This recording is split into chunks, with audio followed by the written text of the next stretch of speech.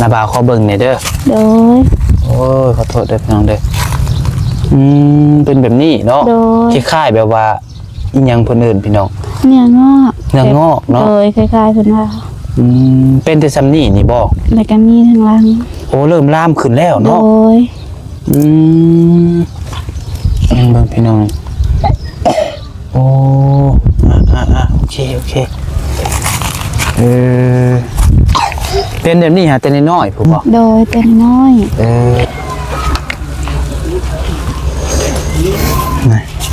ปิ้งไก่กับปิ้งปลาเด้อโดยไว้พากันกินยังมันจะขาดเราใส่กระตาหลดมาแต่เศร้าพูดแหละโดยลูกก็นอนเนาะโดย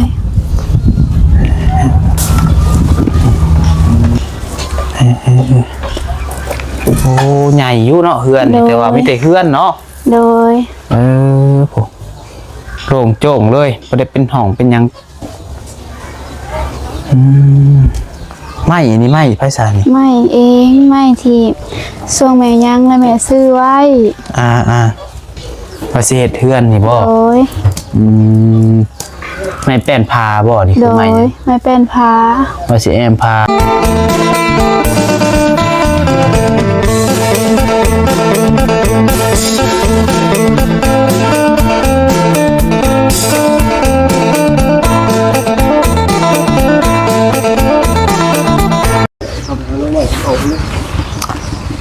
คุณน้องนะ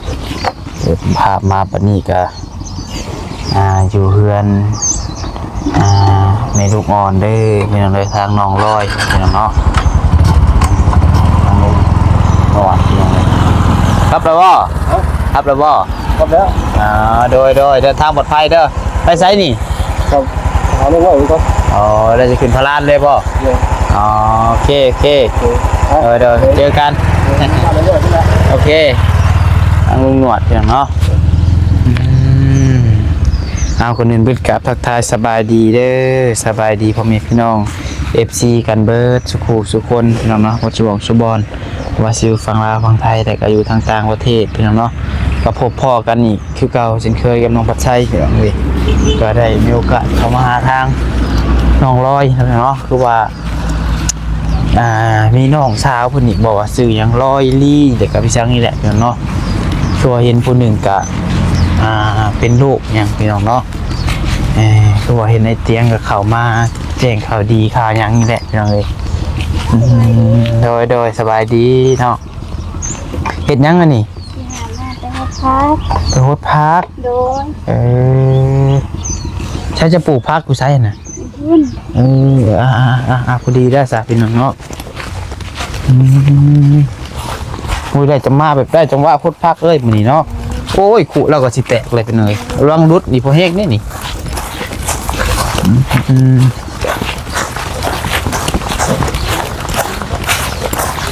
ขักตีมาคามยังนี่คามหวานขักแล้วนี่สุกแล้วบ่มันยังอะไรอยู่ก็เรียกว่าสุกเลยอยากให้หมักเลยมาคามหวานนี่เนาะอย่างนี้เนาะไอ้เบิ่งสวนน้องผมก่อนสวนเจ้าเองบ่คือสวนไผ่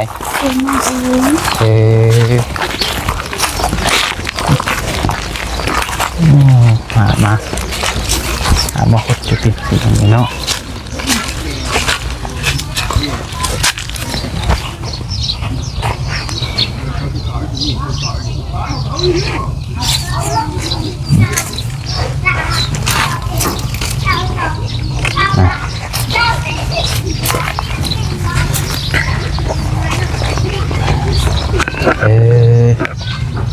ส่วนผักแล้วเนาะโทษ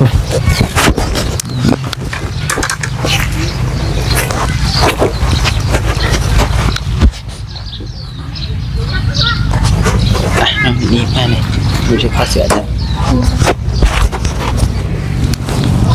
แซ่นะมีข้อเสือนี่เด้ออย่าไม่ชิดุดลงโอเคจะปลูกเองหมดเลยบ่โดยปลูกเองช่างมาดูแท้ปลูกเองพดเองอีกโดยเฮ็ดผู้เดียวบ่ โดย โอ้ ส่วนผัวอยู่กับผัวเฮ็ดซอย ปลูกขายบ่นะคือนี่ไร ปลูกไว้กิน ปลูกไว้กินเอง โดย ชุดเราปลูกขายหมดจะเถื่อแล้วมือนี่ โคตรมันน่ะเศร้าแรง เช้าหนึ่งแรงหนึ่งเนาะ โดย ปลูกยังไงจะปลูกนี่ ปลูกผักบัวผักกาดมะแตงมะกรูด ตัวเป็นคุ้มนี่ยังหมักเพชรบ่คือยัง มะแตง หมักแตงบ่ กามะทั่วโดย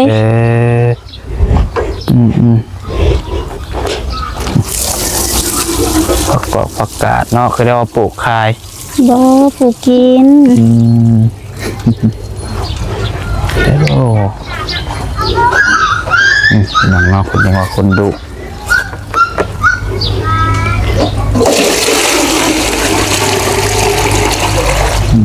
ลูกนอนบ่ลูกเจ้า โดยลูกนอน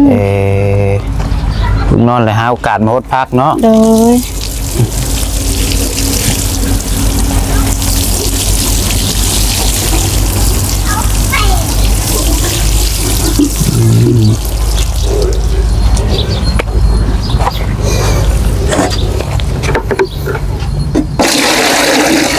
มือหนึ่งนี่จักรบเจ้าวันพดนี่อันหิวน้ำมานี่ มื้อละ5หาบ มือละห้า โดยรวมทั้งเช้าทั้งแรงก็10 เศร้าหาแรงหาเป็นชิป โดย อ๋อตัวอยู่หามาเป็นยังไงคันบดุนี่ปลูกบ่ได้ผักนี่เนาะ โดย ต้องคนดุต้องคนมันหัวระบัดเป็นยังไงแน่วันนี้เนาะ โดย หาอีกบ่คือว่าอันเจ้ามีน้องอีกบ่ โดยมีน้อง น้องซื้อหยังก่อนน้อง สุรี ซื้อรี่ โดย น้องสาวเจ้าแท้ๆนี่ โดยน้องสารา ผู้ติดกับเจ้าเลย เจ้าหาเป็นนั่น ผู้ที่สอง ผู้ที่สอง มีน้องสาอีกสอง อันนี้มีน้องชายอีก โดย ครอบครัวเจ้าหามีพ่อแม่เจ้ามีลูกจักคน มีหาคน มี5คน โดยชาย2หญิง3ชาย2หญิง3โดย มีอ้ายบ่2คนน่ะ บ่มีแต่เอื้อย มีเอื้อยแล้วก็เจ้าเป็นผู้ที่สอง โดย เอื้อยหามีครอบครัวเลยบ่ ยังบ่ทันมีเพิ่นเป็นใบ้ โอ้เอื้อยครับผู้เป็นใบ้หั่น โด เนาะ ย ว่าน้องบ่ใส่ก็ยังบ่เข้าใจปานใดพี่น้องเอ้ยเนาะเอื้อยหาผู้เป็นใบ้และผู้ที่สองครับเจ้า โดย และผู้ที่3เลยผู้เป็นนั่นหาบ่ ผู้ชาย มีผู้ชายอีก โดยผู้ชายแล้วก็มีผู้ชายอีกแล้วก็ผู้ลา โอ้เพิ่นอยู่ไสเดียวนี้ เพิ่นไป ผู้ชาย ลิน จักปีแล้วผู้ชายน่ะ ผู้ชายประมาณ12หรือ13ผู้ทิศน้องผู้หนึงก็ประมาณ12บ่ ไอ้น้องก็เห็นผู้หญิงค่ะเพิ่นเป็นอีหยังน้องลี่บ่ โดย เป็ เพิ่ น น เป็นโรคหยังอะนะ บ่ฮู้ บ่เคยไปกวดบ่ โดย แต่ว่าคือว่าได้ยินไอ้เตียงเข้ามาบ่มื้อนี้ โดย เพิ่นเข้ามาหยัง เพิ่นเข้ามาบอกข่าวดีว่า บอก มีผู้ใหญ่ใจดีเพิ่นอันน่ะให้เอาน้องลีไปกวด พาไปกวดเนาะ โดย ง่ายกะใช่เพิ่นอยู่เฮือนอยู่บ่สันน้องลีนะ เอ้ยเพิ่นเล่นนี่ เอิ้นเพิ่นมาดูนะอยากเบิ่ง โดย เห็นเพิ่นเด้อเอิ้นมาให้อ้ายนี่พอแล้วไปเตียงพอแล้วไปเตียงผู้ก็ได้เนาะลงน้ำมองคนจังได๋เนาะนะครับ ลีลีลี ไปเตียงผู้ก็ได้มาพวกมาเตียง อาทั่วก่อน ฮะมาพี่ก่อนมาพี่ก่อน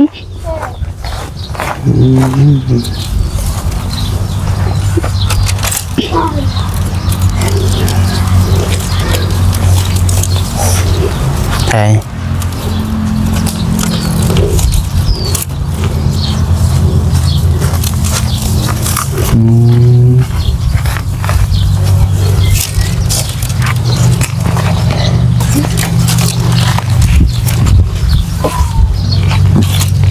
สบายดีร่างอันนี้บ่ โดย โอ้ ยังน้อยๆอยู่เลยนี่ โด เนาะ ย ไปยืนนี่ก็ได้ซะยืนนี่ก็ได้ได้ทางก่อนขับมาห่มพี่ก็ได้เข้าโรงเรียนอยู่บ่ซะพุ่นนี่ โดยเขาเพิ่นหาแต่ได้เรียนหอปหนึ่ง เข้าปหนึ่ง โดย ใช้อันเพิ่นตัวเพิ่นเป็นน่ะเปิดเบิ่งได้บ่ล่ะฮะนาบ่าวขอเบิ่งหน่อยเด้อ โดย โอ้ยขอโทษเด้อพี่น้องเด้อเป็นแบบนี้เนาะ โดย คล้ายๆแบบว่าอีหยังเพิ่นเอิ้นพี่น้อง เนื้องอก เนื้องอกเนาะ โดยคล้ายๆเพิ่นว่า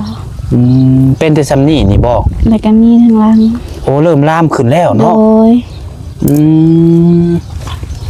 เบิ่งพี่น้องโอ้โอเคเป็นแบบนี้ฮะแต่น้อยๆผู้บ่ โดยแต่น้อย แต่เกิดมาเลยเป็นเลยบ่นาง ก็บ่ฮู้ตอนเพิ่นเกิดมาเราบ่เห็นบัดเพิ่นใหญ่มาแล้วจึงได้เห็น ฮะก็เห็นว่าใหญ่แน่แล้วเนาะ โดยเพิ่นใหญ่ประมาณเฮียนคานบ่พระเจ้าเห็น อย่าบ่ได้ไปกวดไปหยังเลย โดยบ่ได้ไปกวดช่วงแม่ย่างก็แม่ว่าสิพาไปกวดแล้วเพิ่นก็โซก่อนแล้วก็บ่ได้ไป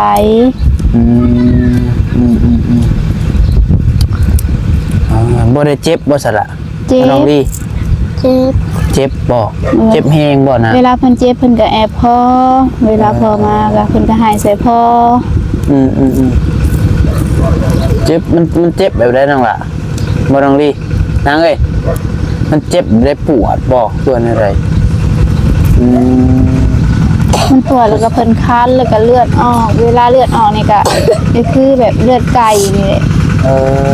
คือเลือดไก่นี่ โดย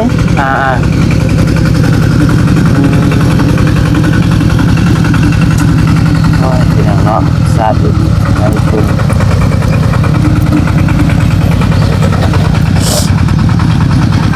แต่วันนี้ครอบครัวเจ้าผู้เอ้ยก็เป็นรอยเป็นเปี้ยเนาะ ผู้นาซาน่ะเป็นเปี้ยผู้เอื้อยน่ะเป็นใบ เป็นใบเนาะ โดย ผู้เอ้ยเป็นใบแต่ผู้น้องนี่เพิ่นเป็นนั่นคือเนื้องอกเลยเนาะง่ายๆกับยังไงโอ้ยสัตว์ตนเนาะเสียงหดปัญหารุมเล่าเลยจังพ่อแหละน้องเพิ่นจังเข้ามาหาเพิ่นไผเข้ามาหาก็มีแต่ห้องมีแต่หายอย่างนี้เนาะง่ายๆก็เบิ่ง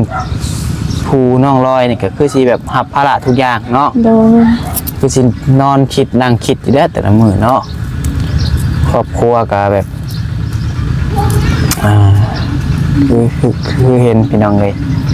กับบ่จักสิว่าน้องปัสไสก็ได้ปัญหาทุกอย่าง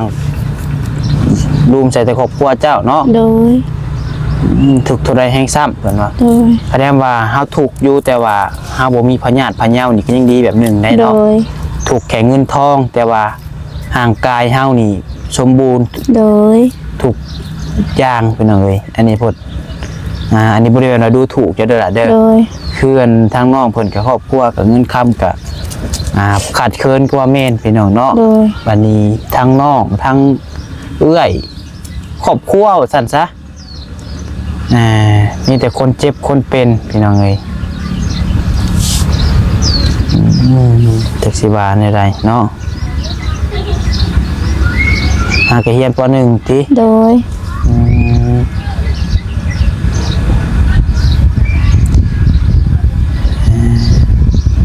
ไปซะให้เพิ่นไปดินก็ได้ซะมีแต่ว่ามื้ออื่นบ่ให้เตียงเพิ่นสิพาไป โดยมื้ออื่น มือนาสิพาไปปวดกัน โด เนาะ ยเวลาเพิ่นย่างก็ มันชื่อไข่มันใหญ่ขึ้นเนาะค่ะเนาะ ไม่ยังก็ เพิ่นอยากกินนม เจ้ากินข้าวกินน้ำอะไรบ่สัก มื้อนี้ยังบ่ทันได้กินมาแต่ดงเห็ดแล้วก็พอดีซุมอ้ายน่ะมาแล้วก็บ่ทันได้กิน เรากินข้าวเลย โดย ไปยังต้องเห็น ไปซื้อแผ่นเพิ่นให้ลูก คือว่าลูกไข่บ่ โดย เพิ่นไข่แล้วสาลูกจ้ะ ใครแล้ว ไข่เนี่ยแล้วเนาะ โดย ป้าจะไปหากินข้าวกินน้ำปะไอ้มีของกินมาให้อยู่มีบ่จะของกินเจ้า มี เอ่อ ไข่ลุงเฮิมซื้อไข่วานนี่ ไข่ลุงเฮิม เอ้ย ไปเดี๋ยวไอ้คงกินให้ไอ้เอาอันนั้นมาอยู่น่ากินข้าวกินน้ำไม่ได้เหยเนาะเห็นว่ากะ เอ้ย อยากอยู่บ่คือว่ามันบ่อยากเนาะ มันแบบลูกขีดยาก บ่คิดอยาก โดย คิดร้ายแล้วบ่อยากฮอดข้าวบ่ โดย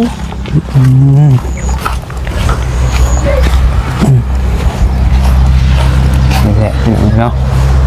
เฮือนซ่านแล้วก็เป็นประตูตัวนี้เนาะ โดย บ่ได้มีประตูเลยพี่น้องเอ้ยเบิ่งหาแนมไกลๆคือว่าเฮือนนี่ดีอยู่แต่ว่าเพราะว่ามาสังเกตเบิ่งดีๆบ่ได้มีประตูเลยพี่น้องเนาะ ดีๆมันขึ้นไปเบิ่งข้างในนะแบบลังกะสีมันกะซอด ช่างกะซีก็ซอดนี่ โดยฝนตกมันกะหัว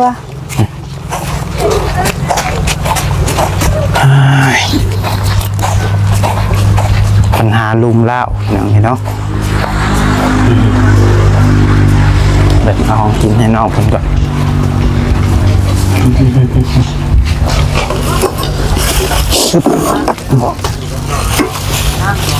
ทงขาด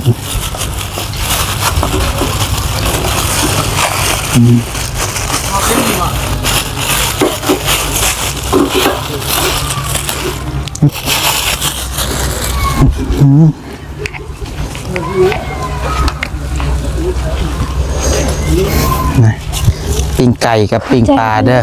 โดยไว้พากันกินยังมันจะขาดเราใส่กระตาหลดมาแต่เศร้าพู้นแหละ โดย ลูกก็นอนเนาะ โดย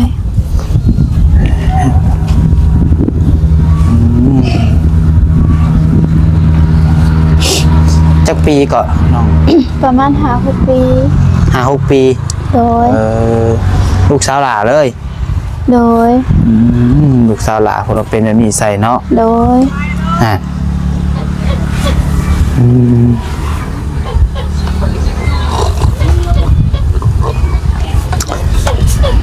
ก็คือว่าเฮือนชานเจ้ากับบริมีอย่างบ่อยู่ถึง โดย โล่งเลยบ่ โดย พายขึ้นเบิ่งนี่ได้ โด บ่ ย เบิ่งเนาะขออนุญาตเด้อ โดย เพราะว่าก็เห็นแต่ในคลิปบ้านนี่คือว่าบ่มีพี่สั่งว่าพี่น้องเนาะงาน FC บางคนเพิ่นยังบ่ทันเห็นนั่นน่ะตึ๊บ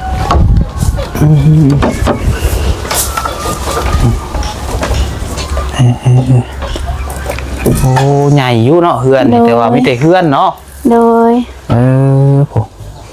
โล่งโจ้งเลยบ่ได้เป็นห้องเป็นหยังไม้อันนี้ไม้ไผสารนี่ ไม่เองไม่ที่ช่วงแม่ยังและแม่ซื้อไว้ ว่าสิเฮ็ดเฮือนนี่บ่ โดย ไม่แป้นพาบ่นี่ โด คือไม้ ย นี่ ไม่เป็นพา ว่าสิแอมพา โดย แต่ว่าเพิ่นบ่ได้แอมขึ้นคุ้งเนาะ โดย จังพอไรน้องเราว่าคันฝนตกเพิ่นสาดเขาพี่น้องนี่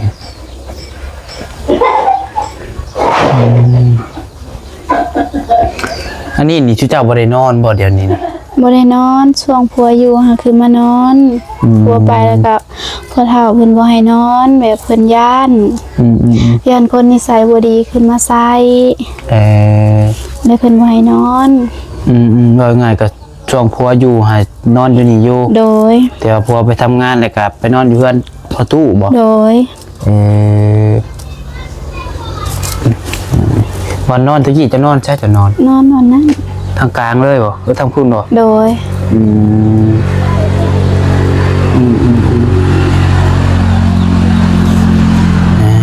พี่น้องเนาะเมื่อวานนี้เฮ็ดได้ไปพาลูกไปหาหมอนะ ย่างไป ย่างไป โดยเลยบาลีบ่เตียงพ่อย่างไปพอดีเบาเตียงคุณมาเลยคุณพ่อเลยพอ โด ดี ย โอ้ยแดดก็แดดฮ้อนก็ฮ้อนเลยเนาะว่านี่ก็ฮ้อนอยู่ได้พี่น้องแดดแห้งเนาะคือว่าได้เล็กน้อยก็อากาศมันเปลี่ยนแหละเพิ่นก็ปรับตัวนำบ่ทันลูก โด เนาะ ย อาจผู้ใหญ่ยังเป็นหวัดเป็นนายพี่น้องเอ้ย